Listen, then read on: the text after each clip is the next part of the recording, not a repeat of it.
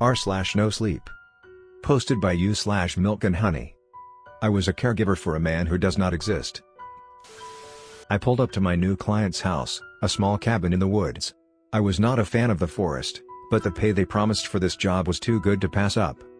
"Oh, you must be Hannah, the caregiver," said the middle-aged man at the door. "My name is Daniel. Come on in." I walked inside to a large, old-fashioned living room and sat on the couch. "So do you have any questions about your new assignment?" he asked, handing me a cup of tea. "Well, actually, sir, you made a mistake on the client's care plan," I said. "You left out a lot of information. I tried emailing you abo." "Oh. That's not a mistake," Daniel said, laughing. "No, I don't think you understand. There's literally no information on the client that I'm supposed to take care of. No name, age, nothing. Only an address for this house." "Yay," Daniel said nonchalantly. "That's because he doesn't exist." I stared at him, dumbfounded. "Sir, I think there's been some kind of mistake. The agency you contacted sends out healthcare workers. I am a CNA. My job is to take care of people." "Oh, you will be taking care of someone. He just doesn't really exist, to be honest." Daniel said this so calmly, as if it made any sense. "I see you're confused. Follow me."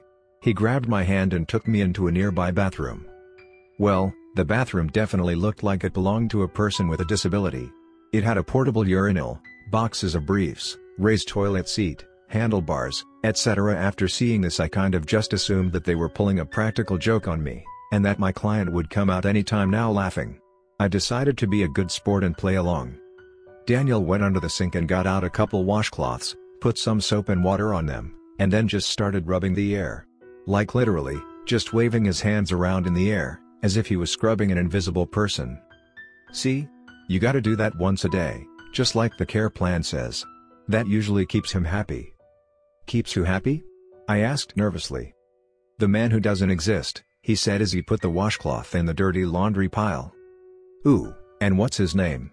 I asked. "He doesn't have one," Daniel said promptly. "And what is your relationship to him, Daniel? Are you his son? Does he have any other family?" "No."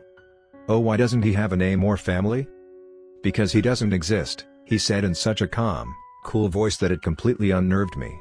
At this point I did not think that he was joking anymore. "Come on now, I'll show you how to feed him." And he grabbed my hand and started leading me to the kitchen. The next couple of hours consisted of Daniel giving care to his imaginary friend. He would take the food or water and just drop it on the floor to feed him. He put a blood pressure cuff over thin air, and asked me to listen to his blood pressure. It was insane, but he was dead serious. Finally, 4 o'clock came around and my scheduled shift was over. "Oh hey, I have to go now," I said, trying my best not to sound nervous. "Yay, it's 4. But thank you for training me. It was nice to meet you." Daniel took a key out of his pocket and unlocked the front door to let me go. Now, I will be the first to admit that I probably should have figured out that something was wrong.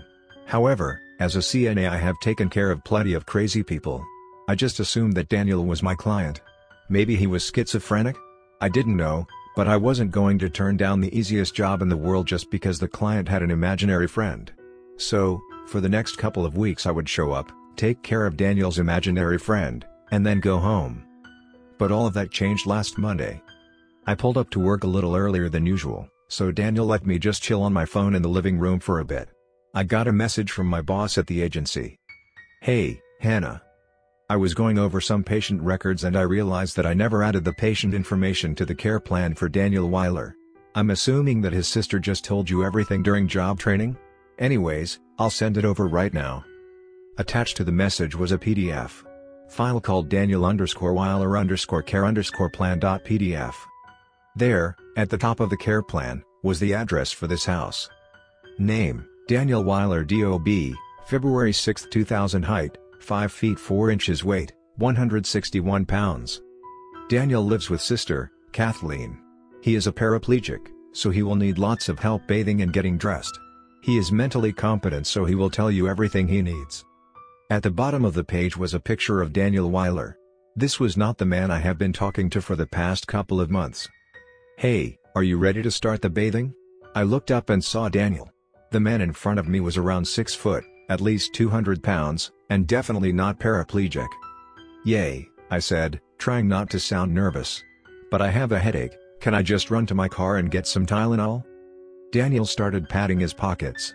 "I don't know where I put the key to the front door. Why don't you start the bathing and I will look for it? Can't I just go out through the garage?" "No!" Daniel screamed, startling me. He saw my surprised expression and then calmed down a bit. Sorry, the garage is a bit messy. I'll just find the key to the front door to let you out."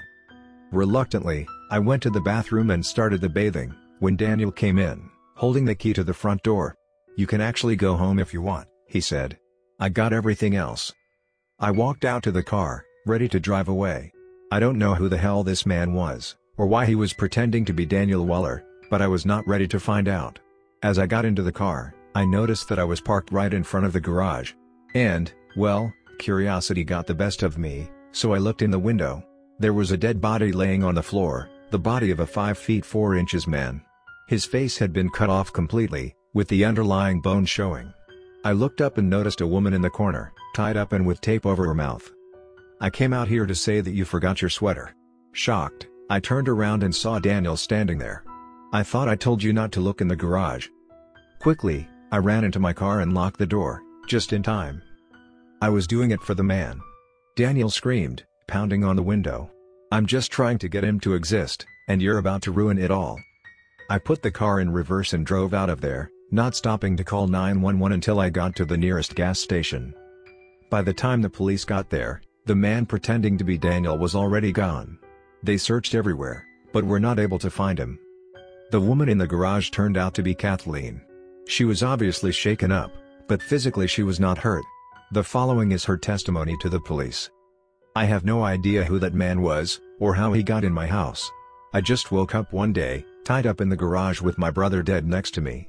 I started screaming, which got him to come in the garage to calm me down. He was wearing a mask made out of my brother's skin. He introduced himself as Joseph, and said that he was sorry, but the man made him do it. That the man needed a human sacrifice in order to form. I asked him who the man was, and he just said the man who does not exist. For the next couple of weeks he kept me locked in there, feeding and bathing me. About a week into my captivity, Joseph told me that the caregiver we hired for Daniel showed up. He said her name was Hannah, and that he was going to put her to work taking care of the man, while pretending to be Daniel. I don't know why Hannah didn't report him to the police until now. I told the police that my care agency forgot to include any patient information on Daniel Weller, so when Joseph told me that he was Daniel, I just believed him. I said that I had no idea he was keeping Kathleen hostage. Which was the truth, although I still felt shitty. I wish I had listened to my gut and reported it immediately. Now, it is 2 months later, and the case is all over the news, mostly due to its inconsistencies. For example, the police were not able to find any DNA in the house that belonged to anyone but me, Kathleen and Daniel Weiler. Joseph did not leave a single hair or skin follicle, even though he had been living there for months. Also, none of the security footage showed a man driving up to their house. He would have had to come from the woods. Every night I lay awake, confused, and I keep asking myself the same questions. Who was Joseph? How did he get in their house without waking them? How did he tie Kathleen up without waking her? Why didn't he have DNA? Who is the man? Did he really not exist? Why did I need to take care of him then? Why did he need human sacrifice? Or was Joseph just crazy? If anybody has any answers, please let me know.